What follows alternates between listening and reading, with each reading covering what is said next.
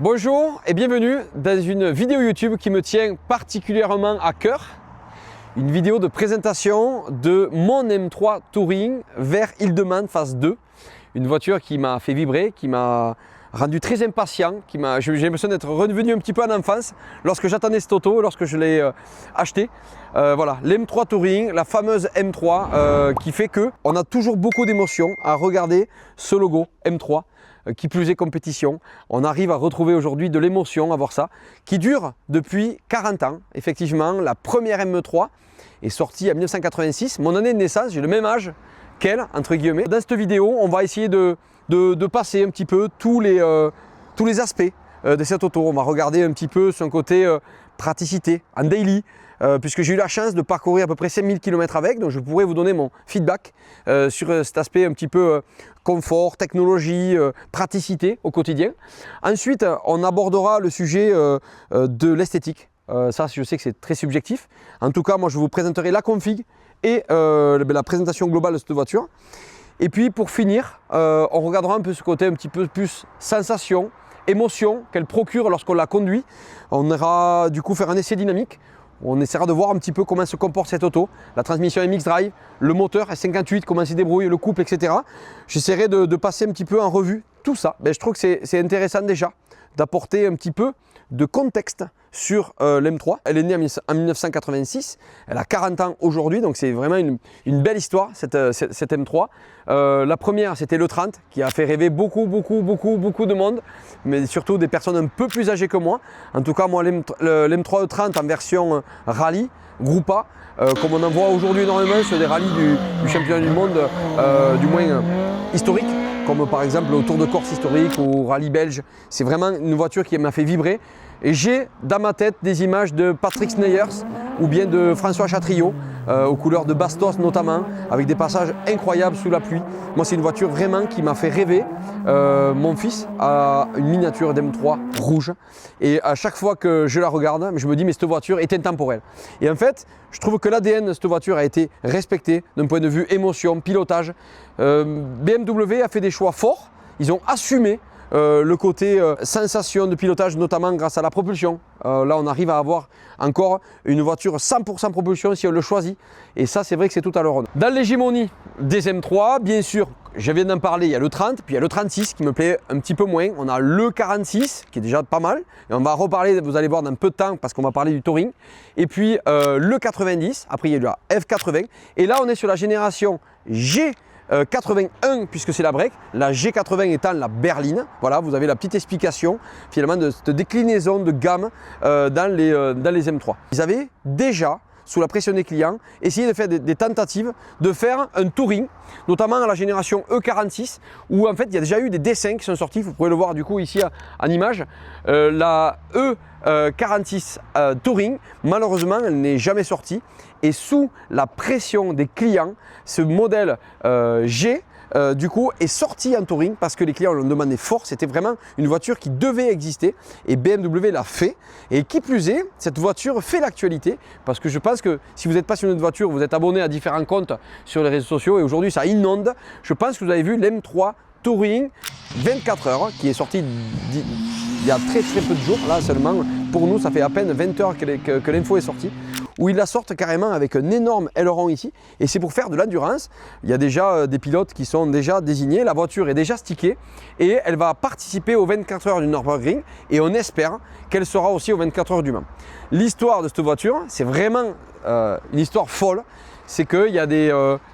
BMW a fait croire l'an dernier au 1er avril qu'ils allaient sortir une M3 Touring pour faire de la compétition. Et les gens ont répondu sur le chat en disant non mais c'est pas possible, mais comment ce serait vraiment extraordinaire que ça puisse exister. Ils ont mis de tout type de commentaires. Et il faut savoir, et vous allez le voir du coup là aussi en photo, qu'en fait ils ont mis ces réponses en kit déco de l'auto en disant mais c'est incroyable, ça peut pas durer, ça pourra jamais exister ou autre. Et en fait ces commentaires sont sur l'auto et ça c'est vraiment fabuleux, une belle histoire comme ça. BMW a suivi finalement l'enthousiasme des fans et c'est bien de voir qu'aujourd'hui sous la houlette d'une communauté qui a vraiment envie de voir des projets se créer, finalement ça voit le jour en réalité et non pas en virtuel, et ça nous fait vraiment plaisir. Donc maintenant qu'on a posé un petit peu ce contexte-là, je pense que c'est intéressant qu'on parle un petit peu de ses concurrentes, puisque elles, ça fait un petit moment qu'elles sont passées au break, Avant ou bien d'autres noms. On peut parler des C63 à MGS, ça fait bien longtemps que les breaks existent. On peut parler des RS4 et RS6 qui sont sortis maintenant depuis très longtemps en break. Et c'est vrai que BMW a fait patienter, mais ce n'était pas pour rien parce que clairement je trouve qu'ils ont vraiment réussi cette ligne. Et ils ont vraiment réussi à faire quelque chose de bien. Donc il valait mieux attendre pour avoir quelque chose d'aussi joli. J'ai toujours aimé les breaks de chasse. Le break du papa pressé, moi j'ai toujours kiffé, je préfère largement, et même toujours, même dans les véhicules, on va dire plutôt traditionnels, je préfère toujours les breaks. Je trouve que ça donne une ligne bien plus finie. Inconvénient, c'est souvent un petit peu plus lourd, mais quand on a 3 enfants comme moi, c'est bien plus pratique. Donc je vous propose qu'on analyse la première partie de cette vidéo, le côté daily, le côté conduite, confort quotidienne. Donc j'ai 2 petits feedbacks à vous donner qui pourraient être intéressants. C'est parti. Niveau daily, comme je vous l'ai dit, j'ai fait plus de 5000 km parce que j'ai déjà été au rallye de Monte-Carlo, le rallye que j'ai ouvert avec Bastien Dumas. On a fait beaucoup de kilomètres, on a fait de l'autoroute, on a fait beaucoup de routes de montagne. Ce que je peux vous dire, c'est qu'à des moments, on s'arrêtait que pour faire le plein, jusqu'à quasiment 600 ou 700 km. Quand on roule tranquille, c'est une voiture qui n'est pas très énergivore. On va en reparler un petit peu après de consommation. On est entre 8 et 12 litres au 100 en fonction du roulage lorsqu'on roule en daily. Globalement, on fait plutôt du 10 que du 8. Après, du 12, c'est quand on vient à rouler un peu plus vite sur autoroute.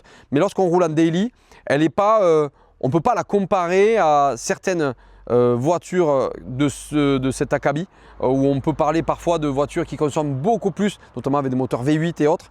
Là, on a quelque chose vraiment de raisonnable, vraiment très raisonnable.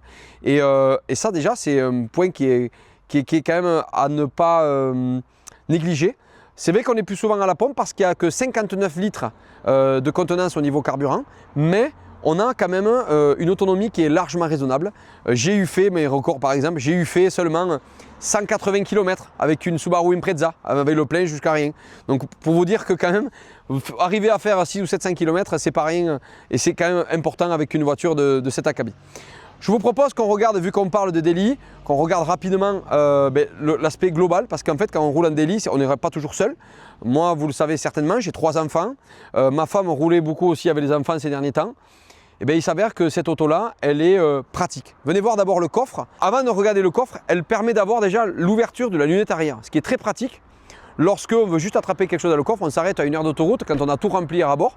Et si on a juste posé finalement notre veste, on a ici, quand il est accroché, le petit store ici qui vient sur cache-bagages. Et puis on peut attraper facilement. Donc ça, c'est vraiment quelque chose qui est très pratique lorsqu'on a l'habitude de ça. C'est BM surtout qui a sorti cette technologie-là, enfin du moins cette lunette arrière. Mais en tout cas, c'est vraiment très pratique.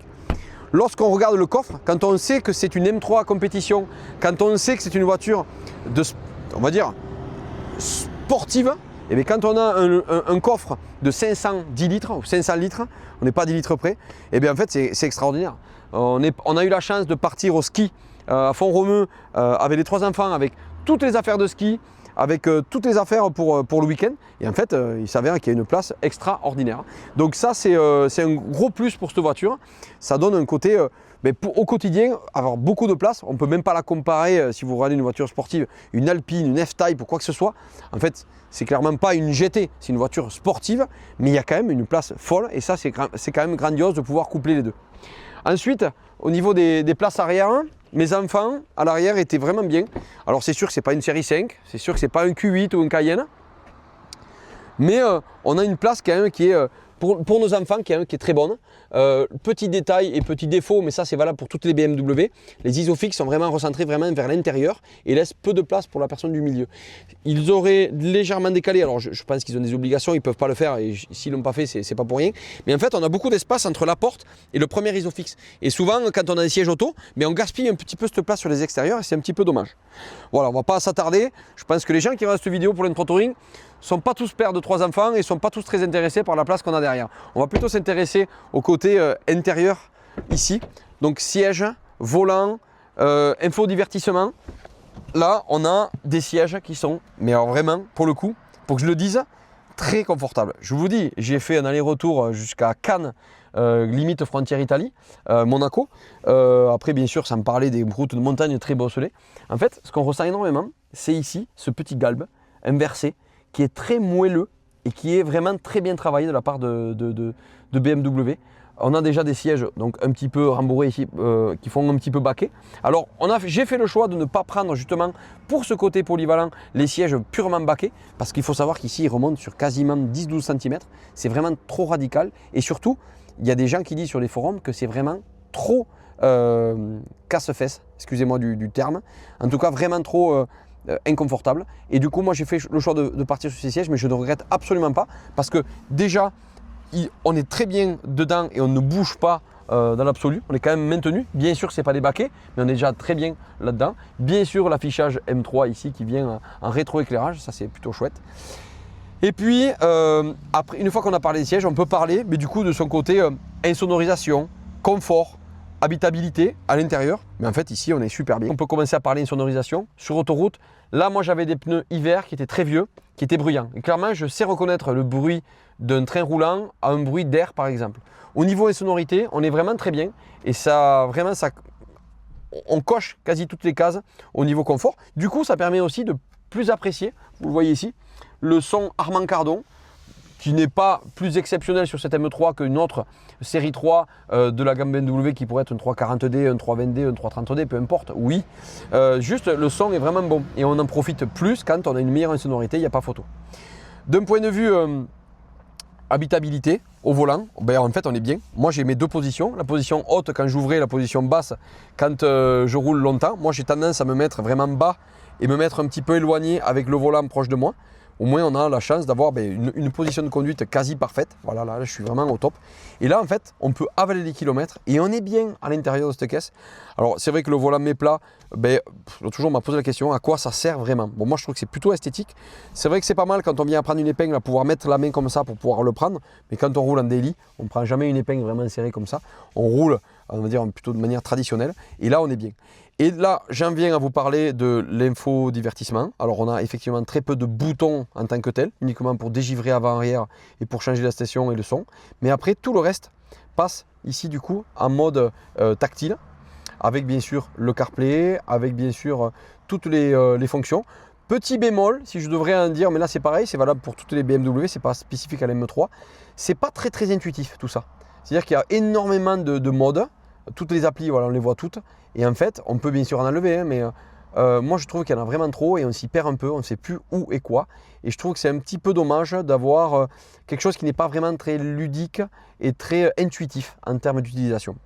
Par contre, cette dalle, donc c'est le eDrive 8.5, pardon, cette dalle-là, elle est plus réactive, elle est plus performante que l'ancienne, plus grande aussi. Et je dois avouer que quand on a le CarPlay, alors je ne l'ai pas mis parce que je suis en mode avion, mais quand on est en mode CarPlay, il est vraiment énorme. Et là, on peut profiter du Waze, on peut profiter de Deezer, on peut profiter de toutes les applications et c'est vraiment pas mal. Pour ce qui est du Virtual Cockpit, moi j'ai la chance aussi d'avoir l'affichage tête haute. Donc là, c'est la totale sur cette voiture. On a la chance d'avoir une voiture qui est quasi toute option. En fait, on a tout ce qu'il faut là. C'est vraiment génial. C'est beau en plus. On a le sigle BM qui est rappelé, le sigle de l'M3 qui est rappelé ici en permanence. Et lorsqu'on a éteint l'auto, et qu'on l'a fermé, on a une M3 qui tourne ici. Mais je pense avoir fait le tour du côté confort, daily, praticité, ergonomie. Vraiment, il n'y a pas grand chose à dire sur cet aspect-là. Je propose qu'on parle un petit peu d'esthétique, de config, et qu'on parle un petit peu de cette auto de manière globale. Et la config, j'aimerais en parler un petit peu avant de parler des formes spécifiques. Pourquoi le vert? Alors j'ai longtemps hésité. C'est vrai qu'il y avait pas mal de vertes qui se vendaient en Allemagne lorsque j'ai voulu l'acheter. J'étais pas au début du tout parti pour le vert, j'étais plutôt parti pour un mat parce que je trouve ça très beau. Le gris mat est magnifique, le gris frozen mat là, ou le noir. Mais difficile à entretenir, j'avais pas envie de pester en permanence avec mes enfants lorsqu'ils marchent à côté de l'auto avec un sac à dos ou autre, je voulais pas me prendre trop la tête. Il y avait des grilles après un peu fades, je trouvais que c'était dommage, ça relevait pas l'auto. Moi j'aime bien qu'on puisse bien voir les formes.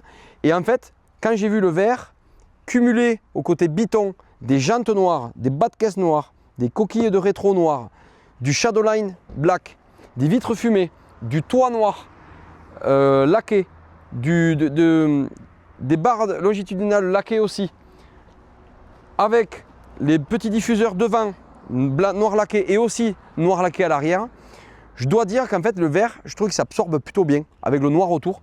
Alors je ne suis pas quelqu'un qui connaît le côté artistique, quelle couleur va bien avec l'autre, etc. Je ne sais pas, le noir ça fait grossir, ça fait mincir, j'en sais rien en fait. Moi je vous parle de mon œil.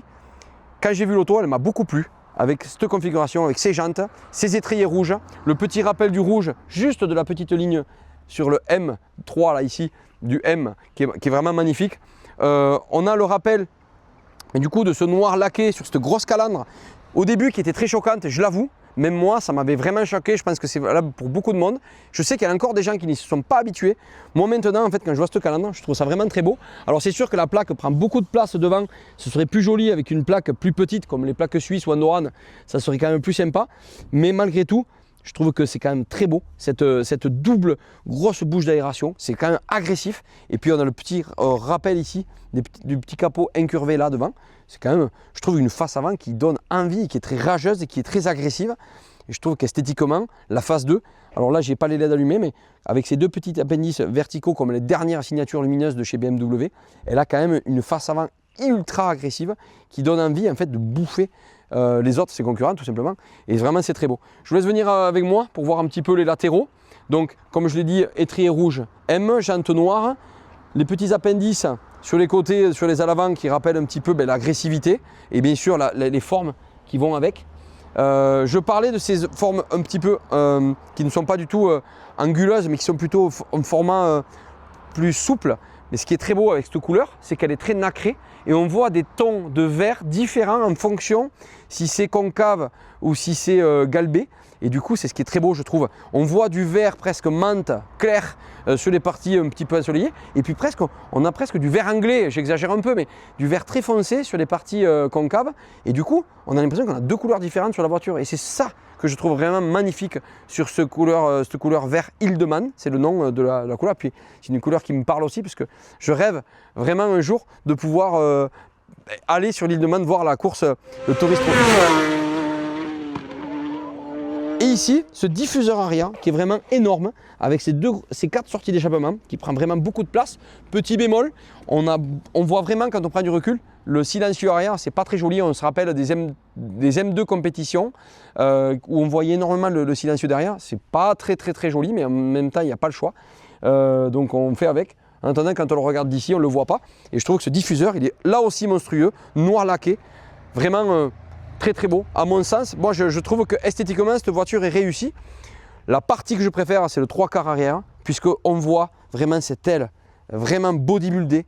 On dirait, moi j'ai connu les kit cars à l'époque, les 306 Maxi, les Mégane Maxi avec ces grosses ailes gonflées. Mais là on peut voir que par rapport à une touring traditionnelle qui pourrait descendre plat, on a du coup ce galbe de l'aile qui épouse vraiment bien, qui revient de manière très linéaire dessus. Moi je trouve ça vraiment très beau. Et c'est ce qui fait que cette voiture est rageuse, elle est large, elle est bodybuildée, elle est agressive. Et pour autant, elle est loin d'être inconduisible. Donc ça c'est vraiment un bon côté. Esthétiquement, moi je trouve qu'elle n'en a pas trop. Elle se suffit à elle-même, une petite couleur pour la relever légèrement. Et en fait, on a, je trouve, mais ça c'est comme je le disais en tout début de vidéo, c'est très subjectif. On aime, on n'aime pas. En tout cas, moi je trouve que l'M3 Touring, dans cette configuration-là, est très belle. Petite cherry on the cake, comme diraient les Anglais. Désolé. C'est l'intérieur blanc. Je trouve que ça dénote vachement bien. Alors, je suis pas... Je suis quelqu'un qui aime potentiellement les intérieurs légèrement colorés, comme les couleurs cognac, un peu moins caramel. Mais j'avoue que un cognac avec ce vert, je ne suis pas convaincu que ça aille bien. Mais je trouve que le blanc et le noir sur les sièges, confondus au vert de la config, ben en fait, je trouve que quand on la regarde de loin, ça rajoute encore une petite pincée d'originalité. Et moi, en fait, perso, quand je la regarde comme ça, quand je vois le blanc dedans, ben je trouve que c'est encore plus joli que si c'était des sièges noirs traditionnels. Alors bien sûr, le noir est toujours un peu plus salissant, mais il faut savoir qu'aujourd'hui, ben notamment dans notre équipe de préparation, on a des produits qui travaillent vraiment bien le cuir. Et en fait, il faut vraiment qu'il soit taché, mais à un point hyper profond pour qu'il ne revienne pas. Donc même le cuir clair comme celui-ci, j'ai pas peur de pouvoir faire rentrer mes enfants à l'intérieur. Niveau performance à présent, je pense que c'est le moment que vous attendez tous. On va pouvoir aller voir ce qu'a cette voiture dans le ventre, à commencer par son moteur. On va faire un essai dynamique après, mais je voulais vous le présenter. Donc c'est le S58 qui est donc très connu dans toute la gamme BMW. Bien sûr M, ça équipe les M3, M4, ça équipe aussi les X3, M, X4M. C'est un moteur qui est incassable, qui a fait ses preuves en termes de fiabilité. Il fait 510 chevaux, mais sachez qu'il peut prendre 600 sans aucun problème. Alors nous, on ne fait pas le choix de reprogrammer nos autos. Néanmoins, il y a plein de gens qui le font et qui ont poussé l'auto largement plus de 600 chevaux. Ça a prouvé que ce moteur-là, même poussé, reste très très fiable et performant. On parle de 650 Nm de couple, couplé à une boîte à vitesse ZF8 qui est vraiment excellente, avec le système Steptronic où en fait on choisit si on est en mode daily au quotidien, et finalement l'auto change de rapport sans aucun à-coup et très très fluide. Par contre, lorsqu'on passe en mode sport, on peut le choisir. Là, on a clairement un coup de pied au cul à chaque fois qu'on monte un rapport. Donc ça, c'est vraiment appréciable d'avoir finalement dans une même voiture deux facettes et deux typologies de conduite complètement différentes. Donc je vous invite à regarder un petit peu au niveau perfo. Alors on ne va pas aller sous la voiture pour montrer un petit peu la trans ni rien. Par contre, on va s'intéresser aux différents modes qu'il y a à l'intérieur de l'auto. Venez avec moi. Alors, déjà, sur le volant, il parle de lui-même avec le mode M1, M2 qu'on peut programmer finalement avec ici. On a le système M mode. Alors quand je dis qu'il n'y avait pas de bouton, c'est pas vrai. Je me reprends. Ils ont quand même laissé une molette, même si on s'en sert peu parce que l'écran est très très bien ajusté afin de pouvoir cliquer assez facilement même en étant posé assis sur le siège. On a quand même effectivement les raccourcis pour les différents modes, un petit peu à l'ancienne. C'est des faux boutons tactiles, il faut quand même appuyer, mais même si on me croirait que c'est tactile. Là où je m'intéresse finalement, est-ce que je vous parlais, c'était ça. Ici, on a les différents modes, Road, Sport et Track. On peut choisir, du coup, c'est des raccourcis avec des modes déjà faits. Si vous voulez quelque chose de spécifique et si vous voulez quelque chose de personnalisé, on va sur Setup. Et là, du coup, vous pouvez configurer votre M1 et M2 en fonction de ce que vous voulez. Donc moi, j'ai mon réglage M1 qui finalement est le mode où quand j'ouvrais pour Arthur, il me fallait quand même une 4 roues motrices parce qu'il y avait vraiment trop de neige et quelque chose de peu près hybride entre les deux, entre le confort et la perfo. J'avais un système avec le moteur sport, la boîte à vitesse intermédiaire, donc en 2, châssis sport, mais direction souple, frein souple, enfin confort, l'antipatinage désactivé et 4 roues motrices. Ça, c'est vraiment quand il y avait énormément de neige. Par contre, je désactivais l'ESP et j'étais en mode traction control 0. C'est-à-dire qu'il n'y avait pas aucune aide à la traction. J'étais vraiment en côté voilà, patinage max. Par contre, j'avais coupé le son pour mieux entendre mon copilote au niveau du son d'échappement. Et puis, bon, j'ai coupé le start and stop. Par contre, celui qui m'intéresse, moi, c'est le mode 2. Là, de suite, il y a le son du moteur qui change. Et quand on passe en mode 2, désolé, ça ne passe pas. Il faut que je passe ici. Configuration 2. Là, par contre, on a tout ici en configuration M2. On a tout en mode ultra sport avec le moteur en sport plus. Vous voyez, on a plusieurs choix. On peut choisir efficient, sport ou sport plus. La boîte de vitesse avec, regardez, ou en mode sport 1, 2, 3 ou en mode drive 1, 2, 3. Donc là, en fait, on choisit, on a 6 modes différents de boîte à vitesse. Au niveau châssis, confort, sport ou sport plus. La direction, confort ou sport. Le frein aussi, confort ou sport. Après, l'antipatinage désactivé, ici off. On peut choisir, vous voyez, la transmission MX Drive, 4 roues motrices sport, 2 roues motrices ou 4 roues motrices traditionnelles. Moi, je mettais toujours en 2 roues motrices lorsque j'ouvrais. Et puis, donc, Traction Control M, on peut choisir 10 modes en fonction de l'antipatinage que l'on veut. Ça veut dire que c'est quand même très pointu et très configurable à presque au dixième près. Donc ça, c'est quand même vraiment chouette. Puis, le son du moteur on. Et là, du coup, on est prêt à partir en M2.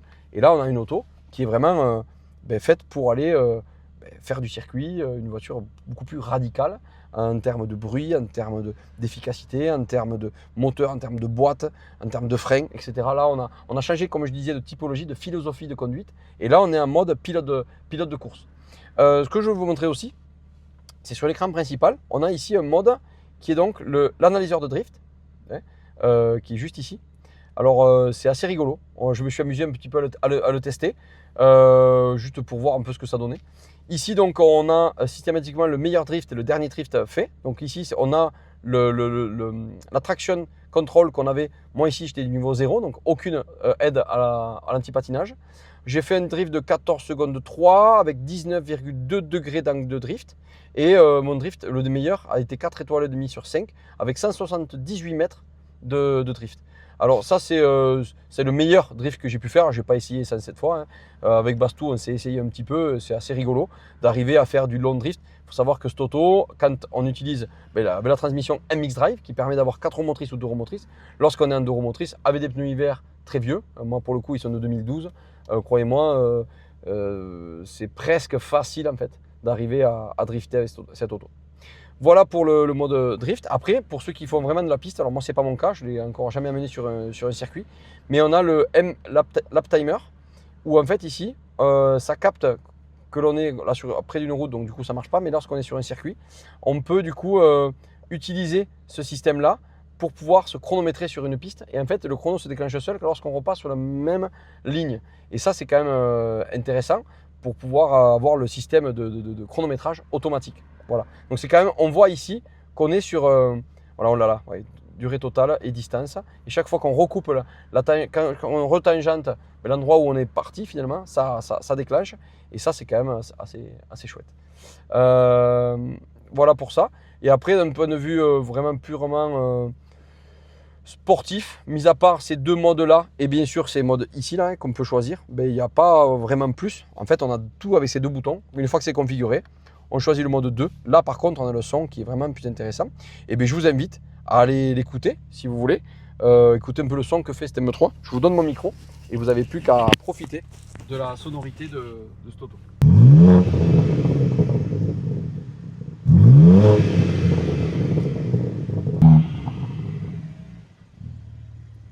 Là aussi intéressant, c'est au changement de rapport.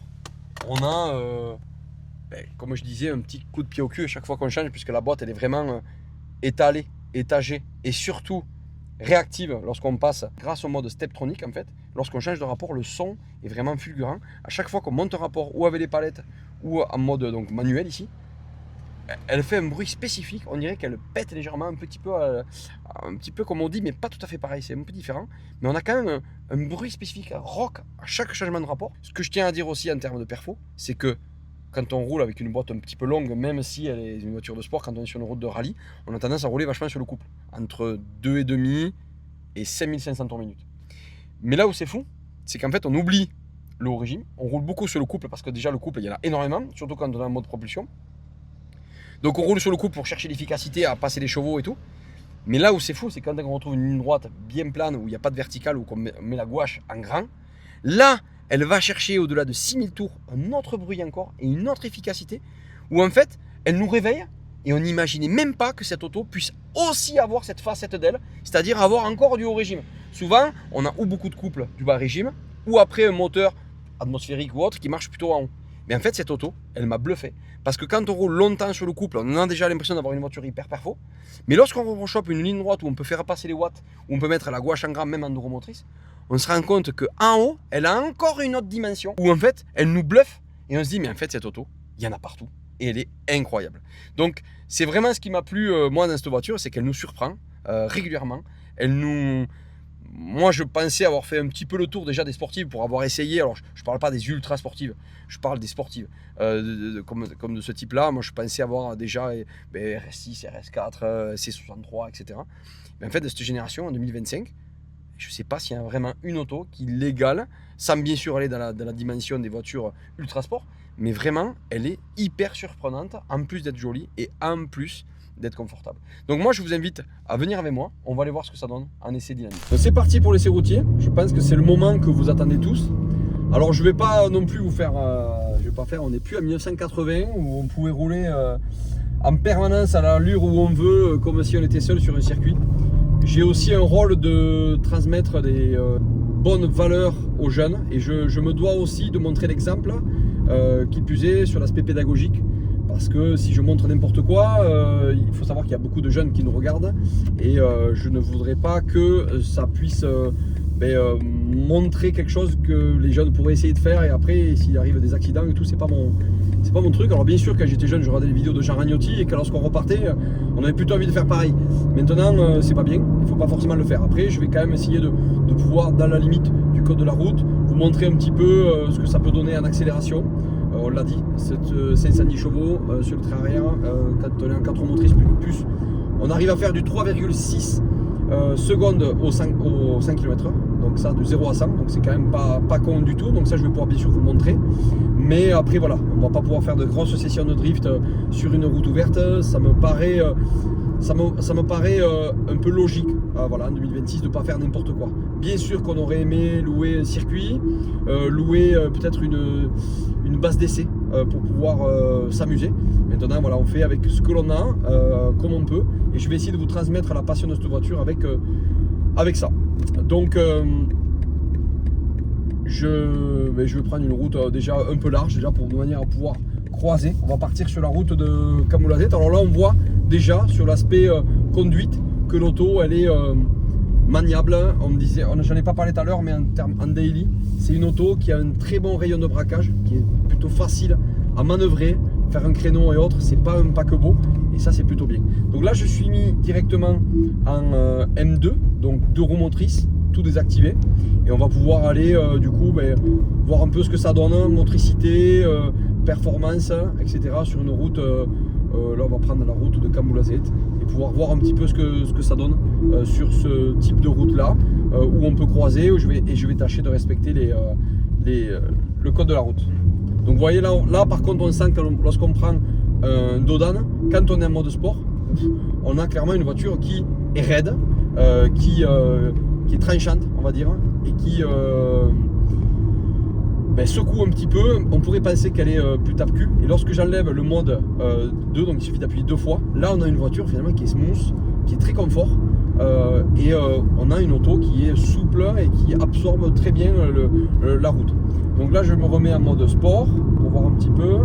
Voilà, on appuie 2 fois pour valider le fait qu'on soit on valide l'anti-patinage en fait, du coup le DSC, donc là qui est bien off. Donc là on sent une voiture très directive, vu qu'on a la direction et tout qui est en mode sport plus, on a une auto qui est très directive, qui répond très bien aux petits coups de volant, qui est très vive, et ça c'est vraiment très agréable. C'est là où on sait qu'on est sur une auto qui est vraiment sportive. Alors là c'est vrai qu'elle s'échappe assez rapidement, ça c'est dû au fait que les pneus arrière sont très vieux, très durs. On parle de pneus de 2012, et c'est vrai que lui du coup là on le voit directement. On aurait des pneus de 2015, moi j'avais des pneus Michelin d'origine sur cette voiture qui avaient donc 14 000 km, qui sont très bons, et ça veut dire aussi que l'ancien propriétaire ne faisait vraiment pas le con. Et là on a vraiment des pneus qui sont qui adhèrent. Là j'ai des pneus clairement qui n'adhèrent pas du tout. Donc je passe en mode 4 roues motrices. Je vais faire un départ de 0 à 100 en 2 roues motrices pour voir la différence finalement avec le 4 roues motrices. Ça va être intéressant à comparer. Donc là je suis en 2 roues, je suis tout désactivé. C'est parti, je me mets en mode drive. Donc c'est l'auto qui va du coup changer les rapports toute seule, et on va voir ce que ça donne. 3, 2, 1, c'est parti.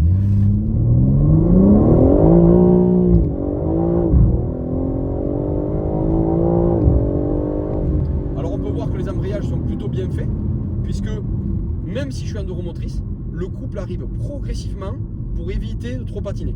C'est vrai que si je prenais je me mets en première là, maintenant là, et si je chope un petit peu de gravette ou autre et j'accélère à fond, le patinage va s'instaurer. On peut essayer pour voir. On sent que ça patine. Clairement, on sent que l'arrière cherche à chasser, mais pour autant, l'auto est saine et va droit. Donc ça c'est plutôt agréable. On va faire demi-tour et on va faire la même chose, et on va se mettre en 4 roues motrices et on va voir s'il y a vraiment une différence. Par contre, on sent que le 0 à 100, il n'est pas optimisé, parce que le temps que le turbo se mette en route, on sent qu'il y a un temps de latence qui n'est pas très bon pour la performance en fait. Il faut toujours tenir cette voiture quand même avec une pression de turbo un peu élevée, parce que là on va le refaire en coup pour valider ça. Si je suis complètement à l'arrêt, que je mets gouache en grand,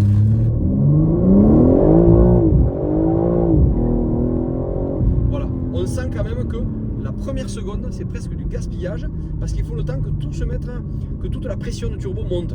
Et ça c'est vrai que mettons l'Audi R8 V10 Plus Atmo qu'on a essayé, la puissance certes elle est en régime, mais ça démarre quand même bien mieux. Il y a besoin de moins de pression de turbo pour faire partir. Donc là on va faire la même chose, on va se mettre en setup, on va configurer le M2, mais cette fois on va se mettre en 4 roues motrices, ici 4 roues motrices sport, et on va retester, voir s'il y a pour le coup une motricité qui change un petit peu. Alors c'est parti, 3, 2, 1.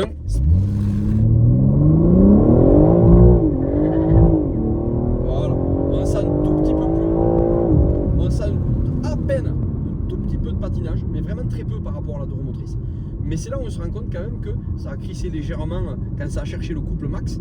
Mais on sent quand même que cette voiture est quand même très bien équilibrée parce que même en propulsion, j'arrivais quand même à motricer droit et ça faisait pas n'importe quoi en termes de dérive. Ça restait quand même en ligne droite. Après, je mettais pas du tout de volant, j'étais vraiment bien droit. C'est vrai que lorsqu'on commence à mettre du volant et qu'il y a peu de grip au sol, là c'est clair que l'arrière vient à s'échapper quand même beaucoup plus rapidement. Je vous inviterai à regarder d'ailleurs les vidéos qu'on a pu faire en Reels ou regarder les vidéos qu'il y a ici qu'on a pu faire sur route fermée du côté de Cassagne-Bégonhès. Là pour le coup on voit bien que lorsque c'est mouillé au sol on peut absolument rien faire en termes de motricité. Alors on va aller essayer ça maintenant dans des virages un peu plus sinueux. Je vais repasser en mode d'euromotrice et on va aller voir un peu ce que ça donne si je mets du gaz, mettons dans une épingle, voir un peu quel est le comportement de l'auto. En tout cas, là je le répète, je suis sur une petite route et on sent quand même que l'auto est lourde, on sent que l'auto est large et par rapport à une auto, on va dire peut-être une auto peut-être plus petite comme une Alpine ou autre, on sent quand même qu'il y a du ballon, pas du roulis parce que la suspension ils ont bossé, mais on sent qu'il y a de l'inertie due au poids et ça c'est quand même pas optimal d'un point de vue performance pure d'avoir une voiture qui fait quasiment 2 tonnes. Alors je le répète, je ne l'ai pas dit, pardon, donc je le dis, j'en profite.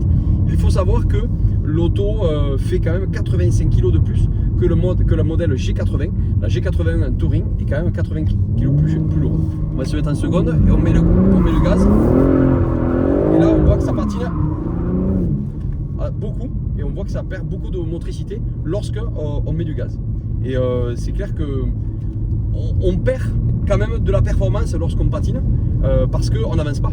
Par contre c'est très joueur, très maniable et surtout très rigolo et très amusant à piloter. On peut voir que assez facilement on met du volant, on met la gauche en grand et tout seul quand le couple arrive, la voiture se dérobe, on n'a plus finalement qu'à doser parce que vu qu'il y a un autobloquant suffisamment puissant au niveau du train arrière, et bien en fait les deux roues tournent souvent à la même allure, il n'y a pas la roue intérieure qui patine plus et du coup on arrive à avoir une glisse qui est très linéaire et qui est très agréable à conserver, à cultiver.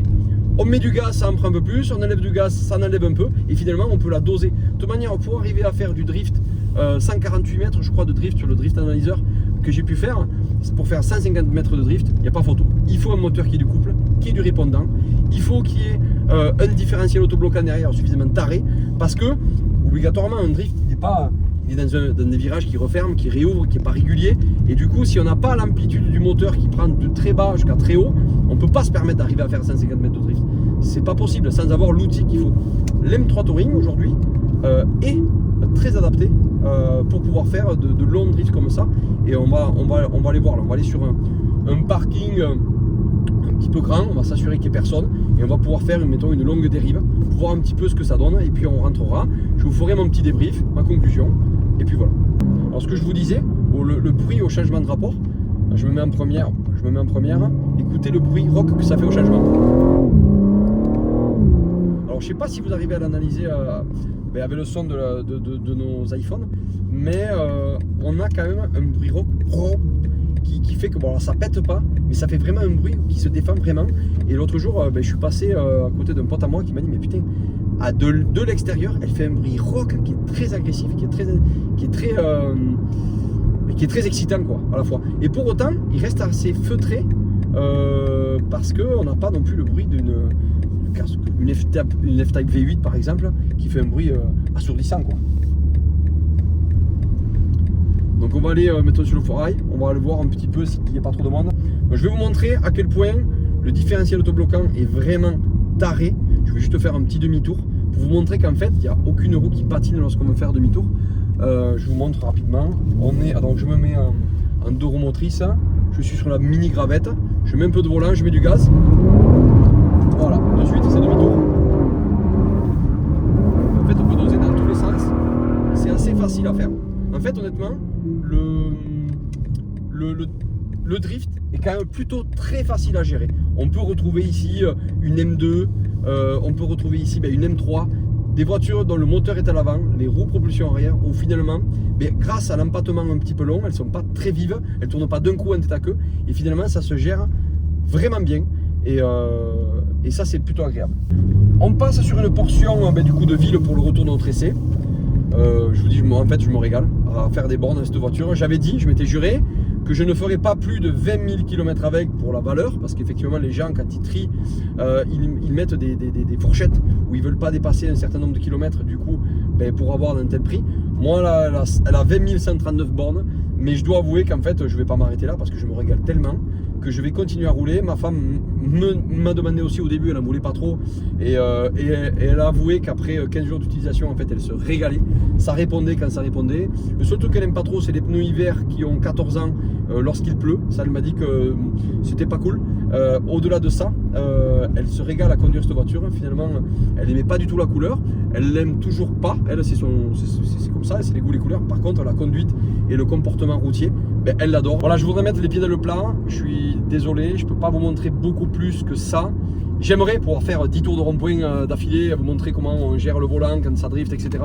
J'aimerais pouvoir vous montrer davantage. Le problème que j'ai, c'est que derrière, on a une image d'une entreprise, on a une image d'une marque qui est Bonfils, qu'on ne peut pas tâcher, que ce soit au niveau des locaux, que ce soit au niveau de la maréchaussée. On ne peut pas se permettre de faire n'importe quoi. J'espère que vous le comprendrez. Je sais que c'est frustrant, vous attendez tous le moment où l'auto va être complètement en dérive et pouvoir finalement arriver à tourner autour de rond-point comme elle le ferait de manière très agile. Moi clairement j'aime ça et vous le savez.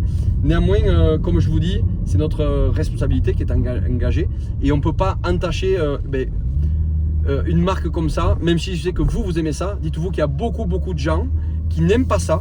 D'un point de vue environnemental, d'un point de vue dangerosité, d'un point de vue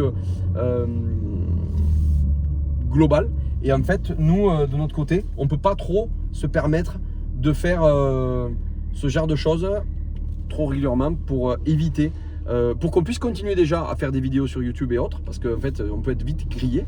Et en fait, on a besoin aussi de garder cette éthique et cette qualité d'image que peut avoir une entreprise comme la nôtre. Aujourd'hui, nous sommes 37 à travailler, on fait 40 millions de chiffres d'affaires annuellement, on vend plus de 1000 voitures par an, donc on ne peut pas en fait se permettre de faire n'importe quoi et j'espère que vous le comprendrez. En tout cas, je vous remercie beaucoup pour votre compréhension. Maintenant, place à la conclusion pour cette voiture. Il est temps donc de faire une conclusion sur cette M3 Touring après avoir fait mon petit mea culpa pour vous expliquer pourquoi on ne pouvait pas finalement aller à la limite de cette Toto qui demande que ça, et moi aussi vous le savez bien. Je pense que c'est le moment de passer à la conclusion, de regarder un petit peu qu'est-ce qui fait les forces et les faiblesses de cette voiture. Je pense que les forces, on les a toutes passées au crible, et je dirais que c'est la principale, c'est son côté polyvalent. On a et une voiture belle, on a et une voiture confortable et pratique, et on a et aussi une voiture performante et amusante et fun à piloter. Vous aviez 3 places dans votre garage et puis finalement vous n'en avez plus qu'une. Si vous deviez garder qu'une voiture des 3 que vous aviez, mais finalement celle-là, elle fait tout. Elle fait la famille, elle fait le week-end à faire le con, elle fait aussi les trajets longs, mais aussi elle est belle. Vous pourrez presque l'exposer derrière votre petite vitrine dans votre salon. Imaginez, un peu comme chez Sébastien Loeb, une vitrine sans montant avec la voiture derrière dans le salon. Moi, je la mets parce que j'ai pas du tout. Je l'aime vraiment physiquement cette voiture et esthétiquement surtout. Les défauts, bien sûr qu'il y en a. On va commencer par son poids. Malheureusement, presque 2 tonnes pour une voiture sportive, c'est beaucoup. C'est fini le temps où on sortait des voitures à 1 tonne 2, 1 tonne 3. On est obligé d'en passer par là à présent. C'est malheureusement lourd et on est obligé de raballer, excusez-moi, c'est un nom un petit peu aveyronné, de raballer ce poids. Alors c'est sûr qu'il faut 510 chevaux pour ça. Il y en a assez, ça avance, mais si on avait une voiture plus, on va dire plus légère, elle serait obligatoirement plus agile, plus sensationnelle, moins aseptisée à piloter, même si clairement quand on est en MX Drive d'Euromotrice, le côté aseptisé, il n'existe plus. Ensuite, un autre petit défaut, malheureusement, là aussi, ce n'est pas de sa faute, c'est l'environnement politique et écologique, c'est son malus écologique. Là, clairement, il coupe les jambes de cette M3 littéralement, parce qu'on a malheureusement aujourd'hui 80 000 € de malus en 2026. Si vous voulez acquérir un modèle comme celui-ci, c'est clairement un défaut. Et ça, c'est bien sûr dû à son poids, bien sûr dû à sa grosse puissance, mais aujourd'hui, pour acquérir une auto comme ça en 2026, il faut avoir un mental d'acier pour accepter de mettre 80 000 € par la fenêtre. Par contre, si vous avez l'opportunité, comme moi, d'avoir 3 enfants, sachez qu'il est possible d'atténuer largement ce fameux malus écologique. J'aurais clairement pas pu directement me payer une auto comme ça avec son malus écologique. Le fait que j'ai 3 enfants à charge, le fait que ce soit une 5 places, le fait qu'elle soit éligible à cette déduction de malus, eh bien finalement ça revient à un tarif beaucoup plus raisonnable et c'est pour ça que je me suis fait donc ce plaisir. Dernier petit défaut que je pourrais y trouver, et j'en ai déjà parlé un petit peu dans l'infodivertissement, le menu qui n'est pas très ludique et très, on va dire, très intuitif pour arriver à s'en servir quelqu'un qui n'a pas trop l'habitude. Ça fait beaucoup de nouveautés, ces grosses dalles et surtout tous ces boutons. On sent que c'est quand même intrusif, même si j'ai coupé toutes les aides à la conduite et autres, on sent qu'elle bip dès lorsqu'on dépasse la limite, on sent qu'elle bip dès lorsqu'on dépasse la ligne. Et même quand on les désactive, eh bien finalement quand on redémarre, ça se remet, c'est assez embêtant. Peut-être, je garde pas mal d'humilité, il y a peut-être un mode qui arrive à le faire. En tout cas, moi instinctivement, je n'ai pas réussi. Donc à partir de là, ça manque un petit peu d'intuitivité par rapport à ça. Voilà les avantages et les inconvénients. On peut parler à présent des ripostes des concurrentes, notamment avec l'RS5 qui arrive très prochainement. On l'avait présenté sur une vidéo, rappelez-vous, avec cet arrière qui ressemble un petit peu à celui-là, bodybuildé, avec ces grosses sorties d'échappement ici au milieu. Moi, j'aime beaucoup aussi ce phénomène Avant, comme là, la Touring. Donc, est-ce qu'elle va faire de l'ombre? N'oublions pas qu'elle fait 2,4 tonnes, que c'est un modèle hybride. Certes, quasi plus de malus, donc c'est bien pour pouvoir acquérir un modèle comme ça. Mais attention, on a une grosse batterie derrière qui servent d'enclume et qui directement enlèvent de la performance à l'auto, puisqu'on le sait, le poids est l'ennemi de la performance. Je le répéterai jamais assez. Si vous voulez découvrir un peu plus sur cette voiture et notamment l'aspect daily, je vous invite à regarder la vidéo du vlog du Rallye de Monte-Carlo qui a eu lieu cette année, notamment quand on ouvrait pour Arthur Pelamourgue. J'en profite pour vous dire qu'il y aura bientôt une suite à ces vlogs et avec ce même pilote. J'en dis pas plus à présent. Et puis, je pense qu'il est temps du coup pour nous de nous quitter. En attendant, je vous invite à réagir, à commenter, nous dire ce que vous pensez de cette auto. Est-ce que vous l'auriez pris dans cette config? Est-ce que vous êtes fan de cette auto globalement? Est-ce que vous aimez l'M3 Touring? Est-ce que vous seriez prêt à mettre autant d'argent dans une voiture comme ça? Tout un tas de questions, j'aimerais que vous y répondiez en commentaire. En attendant, likez, partagez, commentez, actionnez la cloche pour être notifié dès lorsqu'une nouvelle vidéo sort. Sachez que tous les vendredis 18 h, une vidéo un petit peu exceptionnelle sort. Là, c'est l'essai de l'M3 Touring. On a bien très prochainement les coulisses de Bonefils qui ont été tournées. Vous allez pouvoir voir un petit peu l'envers du décor au niveau de la préparation des annonces qu'on a sur nos marketplaces. Je vous remercie tous d'avoir suivi cette vidéo. Je vous donne rendez-vous très prochainement sur cette chaîne YouTube et restez fidèles et restez bien connectés à Bonefils Automobile.